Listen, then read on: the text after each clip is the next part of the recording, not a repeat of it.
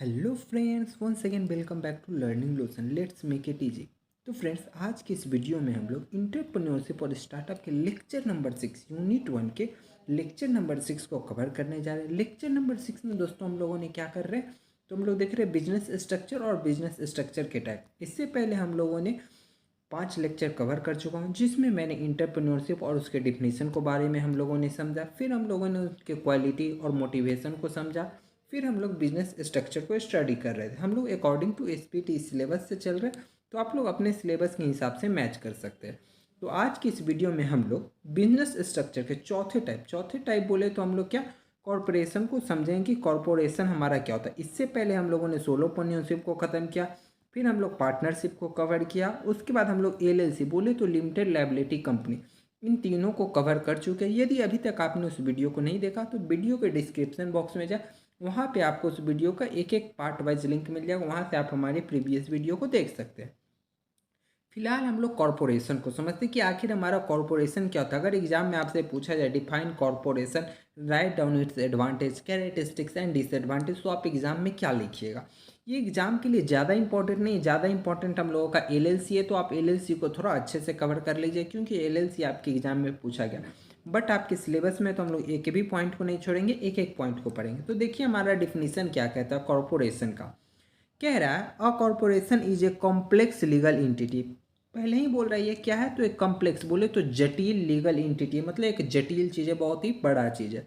That exist separately from its owner, मतलब बोले तो जो एग्जिस्ट करता है रहता है, वो जो ओनर है, मान लीजिए आपका ये कंपनी है, तो आपसे ये एकदम अलग ऑपरेट होगा, आपको इसमें रहने का कोई ज़रूरी नहीं है। बोले तो शेयर होल्डर के रूप में। It is popular structure for large business, ये किसके बीच में पॉपुलर है, तो लार्ज बड़ा बिजनेस यदि आप कोई करना चाहते हैं तो ये उसके लिए बहुत ही पॉपुलर है, बहुत ही फेमस है। क्यों फेमस है भाई, तो देखिए उसका आगे रीजन बोल रहा है। Due to its ability to raise a capital and limited liability protection. कह रहा है ड्यू टू राइज, क्या कह रहा है, मतलब आप राइज कर कैपिटल, आपको बहुत सारा पैसा मिलेगा। कहाँ से मिलेगा, तो मार्केट से मिलेगा। आगे हम समझेंगे इसे बहुत सारा पैसा कैसे मिले। और दूसरा लिमिटेड लायबिलिटी प्रोटेक्शन, मतलब आपका घर का जगह, जमीन, मोबाइल सुरक्षित रहेगा और मार्केट से बहुत सारा पैसा भी मिल जाएगा। तो ये किसको अच्छा नहीं होगा जी। इसीलिए जो बड़ा बड़ा बिजनेस होता है वो प्राय कॉरपोरेशन पे ही चलता है, और जो छोटा छोटा नया लोग स्टार्ट करते हैं वो हम लोग एलएलसी बोले तो लिमिटेड लायबिलिटी कंपनी। लेकिन उसमें हम लोगों का क्या था दोस्तों, कि हम लोग को ज़्यादा पैसा नहीं मिल पा रहा था, इसलिए लोग कॉरपोरेशन की ओर स्विच होते हैं। आई होप कब कॉरपोरेशन को अच्छे से समझो। कोई डाउट आ रहा हो, अगर नहीं समझ में आ रहा तो कमेंट जरूर कीजिएगा फ्रेंड्स। इसका पीडीएफ आपको हमारे व्हाट्सएप ग्रुप और टेलीग्राम ग्रुप में मिल जाएगा, लिंक आपको वीडियो के डिस्क्रिप्शन बॉक्स में मिलेगा। अब हम इस फिगर के माध्यम से समझने की कोशिश करते हैं कि कॉरपोरेशन हमें क्या बताता है। तो देखिए पहले ही कह रहा है company operate with board of director. देखिए बोर्ड ऑफ डायरेक्टर क्या होता है, जैसे मान लीजिए आप एक कंपनी खोले ए। अब इस कंपनी में मान लीजिए बहुत 4 5 6 आदमी मिलके आपका कंपनी का शेयर लिए। बोले तो शेयर मतलब क्या होता है, आप उनसे पैसा लीजिएगा और बोलिएगा आप हमारे कंपनी के 5% के भागीदार है, 10% के भागीदार है। वो जितना परसेंट का भागीदार हो आप उतना ही बाद में उनको प्रॉफिट भी दीजिएगा। तो इस तरीके के होता है हमारे शेयर होल्डर। तो आप एक कंपनी खोले और कंपनी आप अपने मतलब को फंड की जरूरी पड़ी, तो आपने अपने कंपनी का शेयर बोले तो कुछ हिस्सा बोले कि लो भाई 5% तुम ले लो और हमें 10 करोड़ दे दो, 5 करोड़ दे दो या 2 लाख दे दो, जितना आपका वैल्यू है उस कंपनी का उस हिसाब से। तो उस हिसाब से लोग शेयर किन लेते हैं, और जिसके पास ज़्यादा शेयर रहता है वो चुनता है कि हमारा बोर्ड ऑफ डायरेक्टर कौन होगा। मतलब जो इसके, अगर इसके पास शेयर है, इसके पास शेयर है, इसके पास शेयर है, तो ये पांचों 6 आदमी मिलकर चुनेगा, नहीं यह व्यक्ति हमारा बोर्ड ऑफ डायरेक्टर होगा। ओनर हमारा कोई और हो सकता है, इसलिए इसमें बोला है ना कि सेपरेट फ्रॉम ओनर। ओनर से ये बिल्कुल अलग रहता है। आप ओनर है, ये आपसे अलग है, ये आपकी कंपनी का शेयर धारक है। अब ये सब मिलके बोर्ड ऑफ डायरेक्टर चुनेगा, जो कि कंपनी के कार्य को काम को देखेगा। आई होप आप बोर्ड ऑफ डायरेक्टर अच्छे से समझो। अब हम लोग नेक्स्ट देख रहे हैं आगे क्या कह रहा है।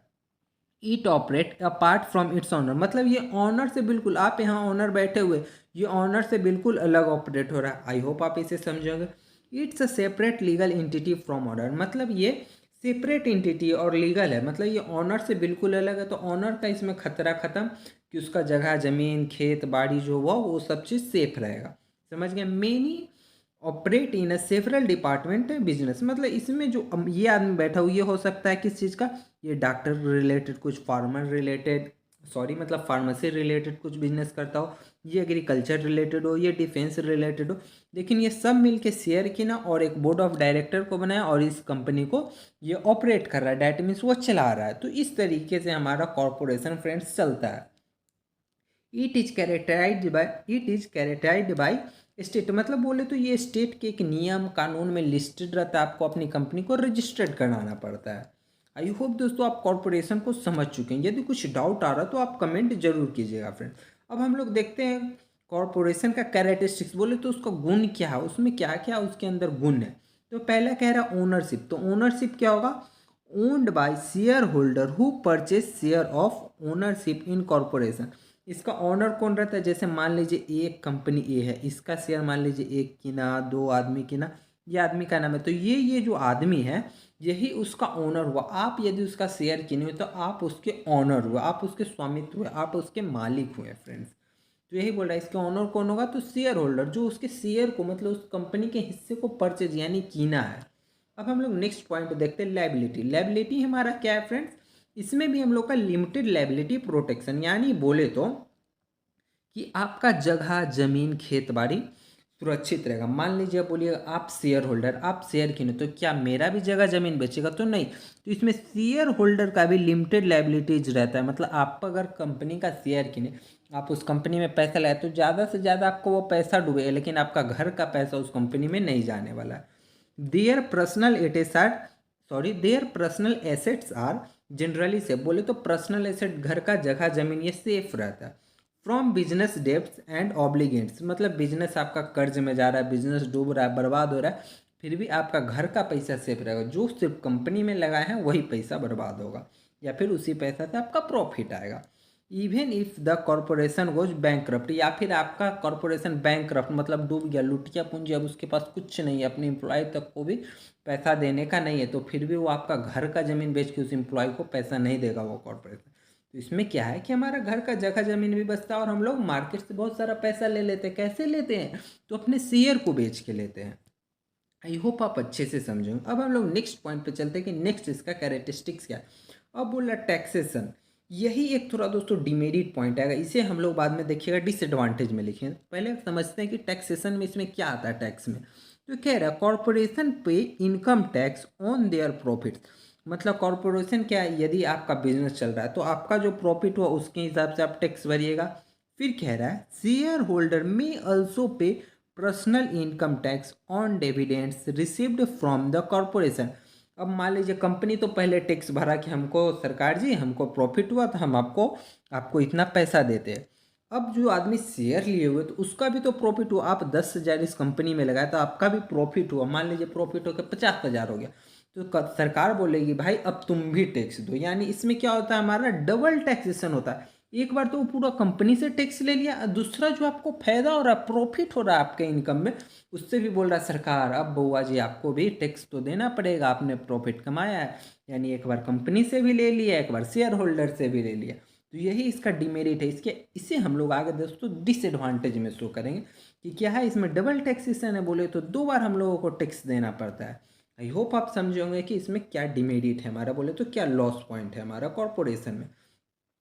अब यदि फॉर्मेशन की बात करें तो देखिए इसका फॉर्मेशन थोड़ा जटिल होता है, क्योंकि आपको पूरा वहाँ पर मतलब जाना पड़ेगा, अपने कंपनी को रजिस्टर कराना पड़ेगा, जो स्टेट के नियम है, इसका नियम होता है, उस नियम के थ्रू आपको फॉलो करना पड़ेगा, आपको रजिस्ट्रेशन कराना पड़ेगा। तो देखिए इसे हम लोग लिखें कैसे, required filling a incorporation document, आपको इनकॉर्पोरेशन डॉक्यूमेंट को फिल करना पड़ेगा with the state following strict regulation compare to simpler structure. Compare to simpler structure जैसे सोलोप्रेन्योरशिप, पार्टनरशिप में हम लोगों का क्या था कि हम लोग डायरेक्ट सोच के उठे अपना खोल दिया डिप्लोमा चाय वाला चला रहा, बट कॉरपोरेशन में आपका ऐसा नहीं है फ्रेंड।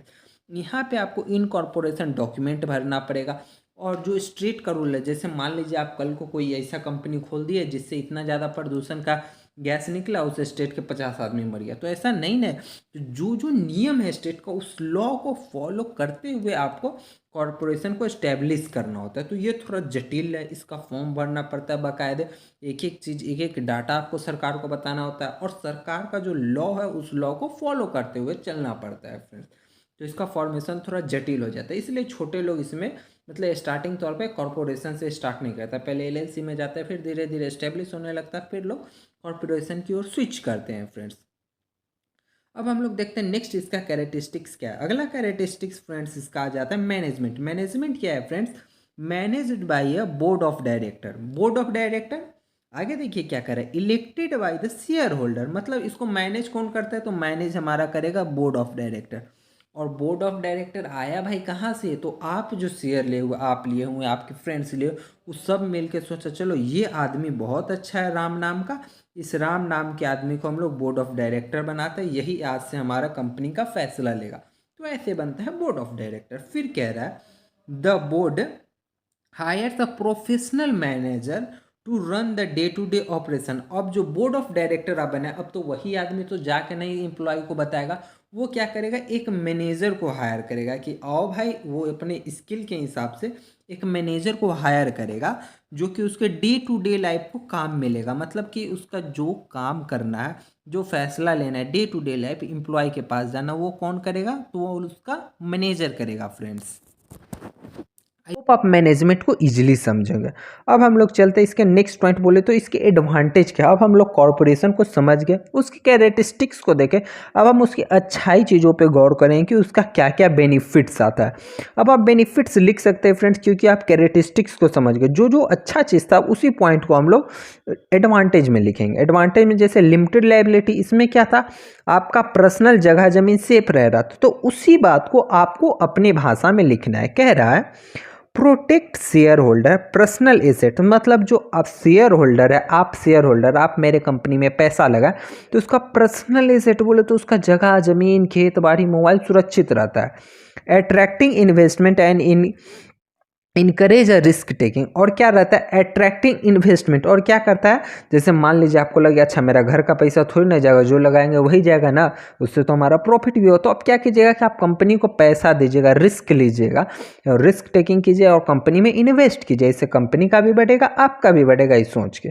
तो ये होता है हमारा एडवांटेज इसका। आगे देखते हैं क्या, एबिलिटी टू राइज कैपिटल। ये हम लोगों ने कैरेक्टरिस्टिक्स में देखा ना, किसमें क्या, कॉर्पोरेशन है, corporation can rise a large amount of capital. Capital बोले तो पैसा, मनी, मनी बोल रहा, मतलब राइज करता है कैपिटल। कैसे, तो एक ये मान लीजिए कंपनी चला रही है, अपने हिस्सा में से बेचे, भाई ले लो मेरा 5% कंपनी का शेयर, इसके हिसाब से जो प्रॉफिट होगा तो हम उस हिसाब से तुमको प्रॉफिट भी दे देंगे। तो ऐसे ही क्या करता है आदमी, पैसा लगाता है। तो इसके पास तो पैसा आ गया ना, ये 5% शेयर तो दे दिया और इससे पैसा ले लिया। तो इस तरीके से करके इसके पास क्या आ गया, लार्ज अमाउंट ऑफ कैपिटल, बोले तो बहुत सारा पैसा। बाई सेलिंग द स्टॉक, कैसे आया, तो स्टॉक को सेल करके। And using bond and board range of investor, या फिर कभी कभी कंपनी क्या होता है अपना बॉन्ड इशू करता है, तो उस तरीके से बॉन्ड बेच के भी पैसा ले लिए या फिर शेयर बेच के पैसा को उसने लिया। अब नेक्स्ट एडवांटेज को हम देखते हैं कि आगे हमारा क्या एडवांटेज है। कह रहा है प्रीपिचुअल एग्जिस्टेंस। मतलब क्या कह रहा है, सतत। मतलब मान लीजिए कोई बोर्ड ऑफ डायरेक्टर मर गया या फिर उसका ऑनर मर गया, ठीक, ऑनर मर गया तो क्या करेगा, अब जो बोर्ड ऑफ डायरेक्टर वो बिजनेस को रन करते रहेगा, बिजनेस चलते रहेगा, कभी कोई हानि नहीं होगा। या फिर बोर्ड ऑफ डायरेक्टर चला गया तो ये शेयर होल्डर लोग क्या मिलेगा, मिलकर दूसरा को बोर्ड ऑफ डायरेक्टर बना देगा। मतलब एक्चुअली ये ऑनर से अलग है, बोर्ड ऑफ डायरेक्टर को इसमें हम लोग नहीं शामिल करें तो ज़्यादा अच्छा होगा। मतलब ऑनर से ये तो अलग ऑपरेट हो रहा है, तो ऑनर रहे ना रहे, ऑनर कुछ करे ना करे, फिर भी ये कंटिन्यूसली हमारा बिजनेस चलते रहेगा। देखिए इसके हम लोग एग्जाम में कैसे लिखेंगे, the corporation continue exist even the ownership change through their share sales और इनहेरिटेंस। मतलब मान लीजिए आप शेयर होल्डर, आप शेयर किन रहे हैं, बेच रहे हैं, हो सकता है आप उसके ऑनरशिप बने हुए हैं, आप शेयर बेच दिए, आप ऑनर हट भी गए, फिर भी कंपनी पे कोई असर नहीं पड़ेगा। मान लीजिए कंपनी है, उसमें आप 50 शेयर किने हुए, अभी आप 50 शेयर किने हुए तो आप ओनरशिप में है। अब मान लीजिए कल को आप 50 शेयर बेच दीजिएगा, आप चले भी जाइए, कंपनी को कुछ फर्क नहीं पड़ेगा, कंपनी कंटिन्यूअसली हमारा चलते रहेगा उसी तरीके से। और ये जो कह रहा है परपेचुअल एग्जिस्टेंस, इसमें ऑनर आदमी आए ना जाए ना जाए, फिर भी उसका चलते रहेगा फ्रेंड्स। अब सेकेंड हमारा कह रहा है प्रोफेशनल मैनेजमेंट। प्रोफेशनल मैनेजमेंट क्या है, separate ownership from a management allowing for professional expertise to run the business. इसमें क्या कह रहा है, प्रोफेशनल मैनेजमेंट हम देखें, जो हम लोग बोर्ड ऑफ डायरेक्टर इलेक्ट किए, मतलब हम लोग चुने, वो क्या करता है, एक अच्छे पढ़े लिखे समझदार जो उसके काम के प्रति जो मतलब सूट बैठता उसको लेके आता, उससे मैनेजमेंट कराता है डे टू डे लाइफ में। तो इससे क्या रहता है ना कि उसका प्रोफेशनल एक एक्सपर्टीज टीम तैयार होता है और वो मैनेज करता है। इसमें चूंकि खतरा रहता है ना, देखिए जो शेयर होल्डर वो अच्छा काम नहीं करेगा तो तुरंत बोर्ड ऑफ डायरेक्टर बदल देगा, तो उसको भी अपनी जॉब की खतरा है, तो वो बेस्ट से बेस्ट चीज लेगा और कंपनी को ग्रोथ करेगा। नहीं तो उसको पता है अगर हम अच्छा परफॉर्मेंस नहीं करते तो हम चेंज कर दिए जाएंगे। तो इस कारण से इसमें एक्सपर्टीज आ जाता है और थोड़ा अच्छा से अच्छा मैनेजमेंट पॉसिबल हो पाता है फ्रेंड्स। अब हम देखते हैं इसके डिसएडवांटेज, क्योंकि कोई भी चीज़ का बेनिफिट होता है तो उसका डिसएडवांटेज भी होता है। डिसएडवांटेज हम लोगों ने एक बार डिस्कशन भी किया था, तो देखते हैं इसका डिसएडवांटेज में हम लोग क्या क्या लिख सकते हैं। तो पहला है डबल टैक्सेशन। हमने आपको बताया कि इसमें 2 बार आपको टैक्स भरना पड़ता है। पहले तो कॉर्पोरेट अपना जो प्रॉफिट हुआ उस पर टैक्स फिल किया, द कॉर्पोरेट लेवल पे आपने टैक्स फिल किया, and then dividends distribute to shareholder, और फिर जो कंपनी का फायदा हुआ वो सब अपने शेयर होल्डर को डिस्ट्रीब्यूट किया। तो सरकार बोला अच्छा बच्चों अब तुमको भी प्रॉफिट मिला है तो चलो अब तुम भी टैक्स दे दो। पहले तो कंपनी से वसूल लिया, अब उसके बाद उसके शेयर होल्डर से भी टैक्स को वसूल लिया, पर्सनल लेवल पे और कॉर्पोरेट लेवल पे। तो डबल टैक्सेशन हमारा हो गया, तो ये इसका डिमेरिट हो गया, बोले तो डिसएडवांटेज। अब कह रहा है कॉम्प्लेक्सिबिलिटी एंड रेगुलेशन। हम लोग तो शुरू में ही बोला ना, इसको स्टार्ट करने का बहुत झमेला है भैया। इसको स्टार्ट करने के लिए पहले जाइए, रजिस्टर्ड कराइए, बहुत सारा फॉर्म फिल कीजिए, नियम, स्टेट का लॉ, गवर्नमेंट का लॉ सबको फॉलो कीजिए। तो कह रहा है बहुत कॉम्प्लेक्स है। देखिए हम इसे लिखें कैसे। कॉर्पोरेशन फेस है स्ट्रिक्ट रेगुलेशन। इसमें क्या बहुत सारा स्ट्रिक्ट रेगुलेशन को फेस करना पड़ता है। More complex feeling a requirement compare to simpler structures. Compare to simpler structure बोले तो सोलोप्रेन्योरशिप हो गया, पार्टनरशिप हो गया, एलएलसी हो गया। तो इस सब में क्या था, इस सब में ईजी था, सुत के उठे स्टार्ट कर दिए भाई अपना कंपनी, बट इसमें ऐसा नहीं है दोस्तों। अब लास्ट हमारा क्या कह रहा है, cost of formation and maintenance. इसमें क्या है कि आपको बहुत सारा पैसा अपने मैनेजमेंट पे लगाना पड़ता है, मतलब उसको मैनेज करना, मेंटेनेंस करना, रजिस्ट्रेशन कराने जाइए उसका पैसा लग गया। देखिए इसको हम एग्जाम में कैसे लिखेंगे। Setting up maintaining and corporation can expensive due to legal feeling a फी।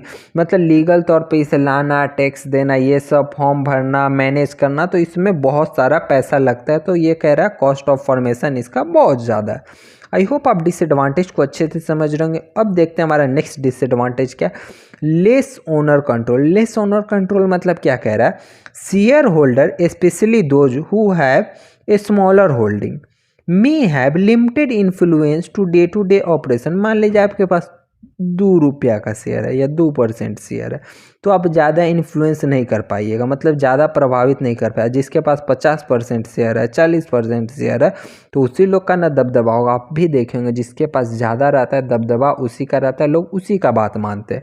तो जिसका पास ज़्यादा शेयर है वही कंपनी के डे टू डे लाइफ में मतलब इम्पैक्ट करे। नहीं आप ये फैसला लीजिए, आप ये चीज़ कीजिए, आप ऐसे कीजिए। अब आप 2% शेयर लेके बैठे हुए हैं, 2 रुपया, 100 रुपया, 200 का, तो आपका बात नहीं ना सुना जाएगा जी। जो ज़्यादा है उस पर लोग फोकस करेंगे। तो ये कह रहा है लेस ओनर कंट्रोल में आता है, जिसके पास कम पैसा है, कम शेयर होल्डिंग है, तो वो क्या कहता है ज़्यादा से ज़्यादा डे टू डे लाइफ में जो ऑपरेशन हो रहा है उसको इन्फ्लुएंस नहीं कर पाता, उसको प्रभावित नहीं कर पाता। तो ये इसका एक हमारा डिमेरिट हो जाता है फ्रेंड्स। अब हम लोग देखते हैं सूटेबिलिटी किस पर, यानी मतलब आपको करना चाहिए या फिर किसके लिए ये बेस्ट होगा कॉरपोरेशन के साथ, मतलब अपने स्टार्टअप या फिर अपने बिजनेस को स्टार्ट करना। तो कह रहा है corporation are well suited for large business. किसके लिए सुटेबल है, तो लार्ज बिजनेस के लिए, विथ सिग्निफिकेंट कैपिटल नीड्स, जिसको बहुत सारे पैसे की जरूरत है, such a publicity, trade companies and a large enterprise है, मतलब लार्ज इंटरप्राइज जो बहुत बड़ा है उसके लिए। दे कैन ऑल्सो भी सूटेबल फॉर स्मॉल बिजनेस। ये स्मॉल बिजनेस के लिए भी सूटेबल है। कैसे, तो seeking to raise a capital for expansions और विथ अ कॉम्प्लेक्स ओनरशिप। जैसे मान लीजिए आप बिजनेस चला रहा, अब धीरे धीरे लग रहा है बिजनेस बढ़ रहा है, नया नया है, अब देख रहे ग्रोथ कर रहा, तो आपको क्या चाहिए, सीकिंग टू राइज कैपिटल, मतलब आपको बहुत सारा पैसा चाहिए, आपको पैसा का ज़रूरत है। तो आपकी क्या कीजिएगा, आप धीरे धीरे कॉर्पोरेशन में स्विच कीजिए। क्यों, सीकिंग मतलब आपको फंड लेना है, कैपिटल लेना है। क्यों, फॉर एक्सपेंशन, आपको अपने जो कंपनी उसको बढ़ाना है, उसको थोड़ा कॉम्प्लेक्स बनाना है ओनरशिप स्ट्रक्चर को। फिर कह रहा हाउएवर जबकि the complexibility and cost involve to make the less ideal for a small और सिंपल बिजनेस, बट जबकि कह रहा है कि ये जो हम लोग कॉरपोरेशन में जाते हैं तो ये हमारा क्या है, मतलब स्मॉल बिजनेस के लिए आइडियल नहीं है, लेस आइडियल है, बहुत कम आइडियल। क्यों?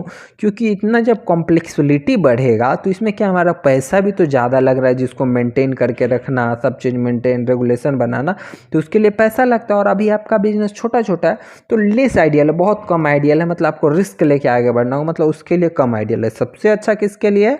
तो लार्ज बिजनेस के लिए। अगर एमसीक्यू में पूछा जाए वेल सूटेड किसके लिए, तो लार्ज को चूज करके आना है, आपको गलत नहीं करना है। आई होप फ्रेंड आप कॉर्पोरेशन को अच्छे से समझेंगे। यदि इसमें कोई डाउट है तो कमेंट जरूर कीजिएगा। इसके बाद हमारा सिर्फ एक और लेक्चर आएगा जिसमें हम लोग डिफरेंस को देखेंगे कि बिजनेस में हमारा क्या डिफरेंस है, इंटरप्रेन्योरशिप में क्या डिफरेंस है और स्टार्टअप में क्या डिफरेंस आता है, जो बहुत मोस्ट इंपॉर्टेंट है, आपके एग्जाम में पूछा जाता है, पिछली बार भी पूछा गया था। तो हम लोग डिफरेंस को देखेंगे और उसके बाद इस चैप्टर को एंड कर देंगे। उसके बाद हम लोग सिर्फ एमसीक्यू क्वेश्चन देखेंगे और यूनिट 2 को स्टार्ट करेंगे। यह वीडियो अच्छा लगा हो तो लाइक जरूर करें, अपने फ्रेंड्स के साथ शेयर करें और सब्सक्राइब जरूर कर लें ताकि आप अगली वीडियो को देख सकते हैं। और फ्रेंड्स हमारे साथ बने रहने के लिए आपका बहुत बहुत धन्यवाद। मिलते हैं फिर हम अगली वीडियो में। पीडीएफ के लिए आप लोग हमारे टेलीग्राम चैनल, बोले तो व्हाट्सएप ग्रुप को भी आप ज्वाइन कर सकते हैं। लिंक आपको वीडियो को डिस्क्रिप्शन में मिल जाएगा। तब तक के लिए जय हिंद।